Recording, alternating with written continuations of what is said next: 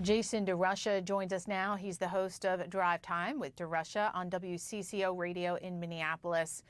Jason, how are the residents of the Twin Cities reacting to this announcement? Well, it's a certain degree of relief, right? The sun is shining in the Twin Cities right now. It's 50 plus degrees. There is a lightness in our community, but that skepticism is still there. There have been so many times, and CNN has been all over this, the times that there's been initial reporting, initial information from the federal government that has turned out to be a straight up lie. And so we'll believe it when we see it. How has the community that you live in changed since this operation? You know, I think there is an unbelievably empowering sense of the fact that people coming together, average people, do have some say-so. I believe that regular people standing up, you know, a lot of what we saw on television was the clashes that happened between like observers and ICE agents. But what was going on behind the scenes was neighbors helping neighbors, churches figuring out ways to get food to people who were afraid.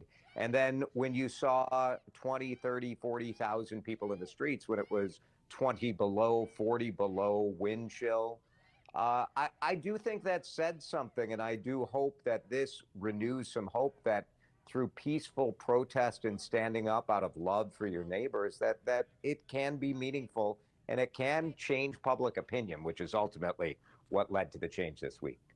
And we heard the governor earlier talking about the economic impact. The state was hit hard with costs estimated to be in the hundreds of millions of dollars, including especially immigrant-owned businesses have been hit especially hard. What happens going forward with these businesses? Will they be able to survive?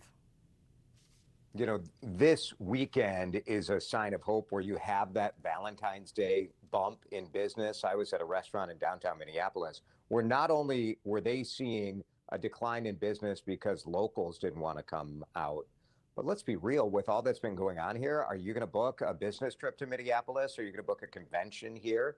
And so individual restaurants have been down 20, 30, 40% month over January over January. I'm not holding my breath for the federal government to come and bail out our small businesses. I believe just like the people of Minnesota and the people of America responded to what they saw here, it will be the people that will end up saving these businesses by just going out and donating and helping their neighbors who own businesses and showing up. I don't think nobody believes that the federal government is going to write a check for what the ICE surge did to this community. Yeah, definitely don't wait on that check.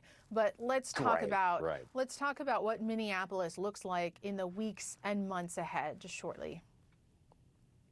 Yeah, I think it is definitely going to be a discussion about what is immigration policy going to look like, what is cooperation with the federal government, and there's going to be a lot of healing. There are people that are so afraid, and some parts of our state have experienced none of this, but other parts have had intense trauma in a state that has far too many of these incidents dating back to George Floyd.